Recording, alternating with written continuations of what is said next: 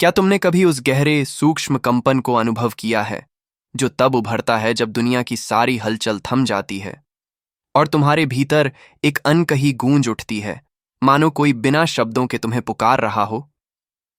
यह वह अनुभूति है जो प्राचीन जंगलों की सघन छायाओं में, समय से खंडित मंदिरों की चुप्पी में या किसी सरिता के किनारे की निस्तब्धता में तुम्हारी चेतना को स्पर्श करती है।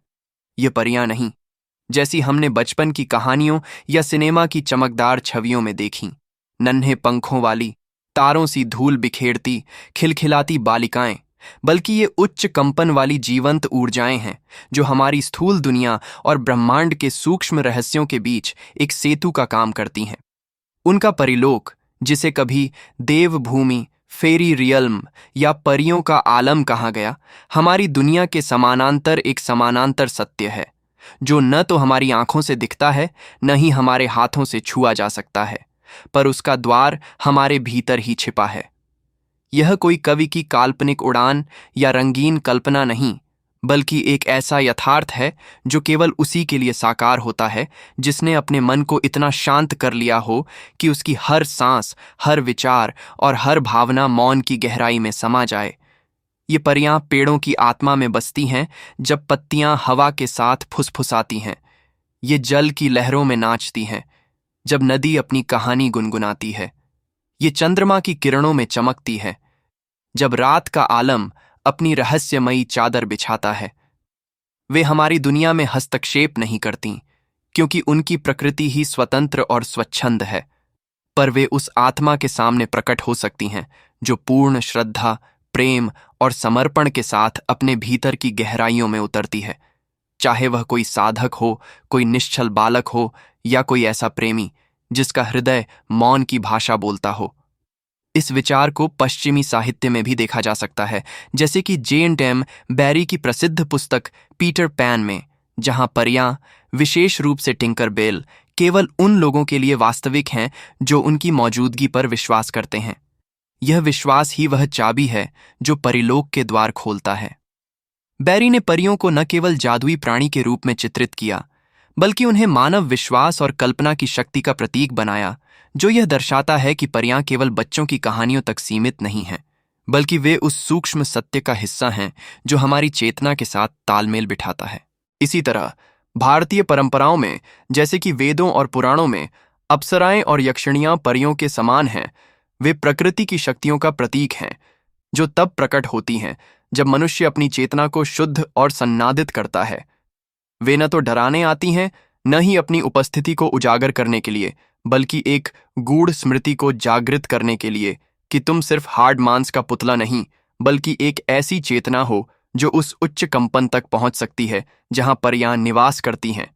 विज्ञान जो 99% सृष्टि को अदृश्य मानता है, वही 99% उनकी दुनिया का आधार है, क्योंकि वे प्रकाश से निर्मित हैं, कंपन से संचालित होती हैं और प्रेम की भाषा में संवाद करती हैं। जो मन मोह, क्रोध, लोभ, वासना या सांसारिक शोर से भरा है, वह परिलोक के द्वार तक कभी नहीं पहुंच सकता, क्योंकि उसका चित्त उन सूक्ष्म तरंगों से तालमेल नहीं बिठा पाता। पर जो साधना में लीन होता है, जो ब्रह्मचर्य का पालन करता है, जो मौन को अपनी साधना बनाता है और जो दूसरों की सेवा में स्वयं को समर्पित कर देता है, उसका चेतन क्षेत्र धीरे धीरे उस परिलोक की लय के साथ सन्नादने लगता है। यह सन्नाद ही वह पहला स्पर्श है, वह पहला संदेश है, वह पहला दर्शन है परिलोक का।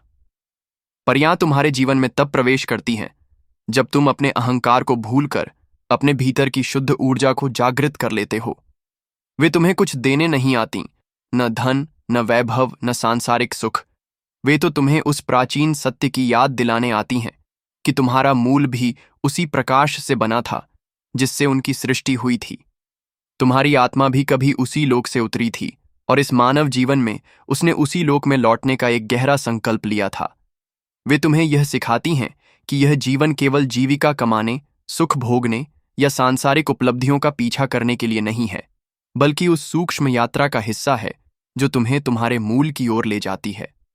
उनकी उपस्थिति कोई जादुई चमत्कार नहीं, बल्कि एक निमंत्रण है, एक निमंत्रण उस मौन की गहराई में उतरने का, उस शुद्धता को अपनाने का और उस प्रेम को जीने का जो सृष्टि का आधार है।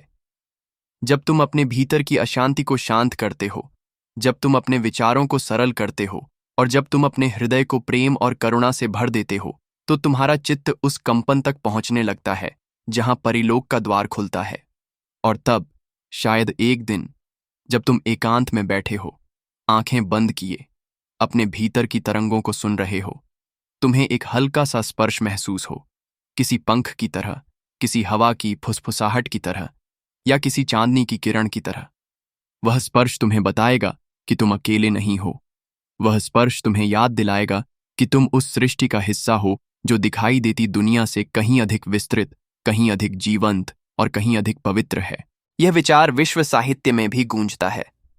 उदाहरण के लिए विलियम शेक्सपियर की ए मिडसमर नाइट्स ड्रीम में परियां, जैसे कि टाइटेनिया और ओबेरॉन, प्रकृति और मानव भावनाओं के बीच एक जटिल संतुलन का प्रतीक हैं।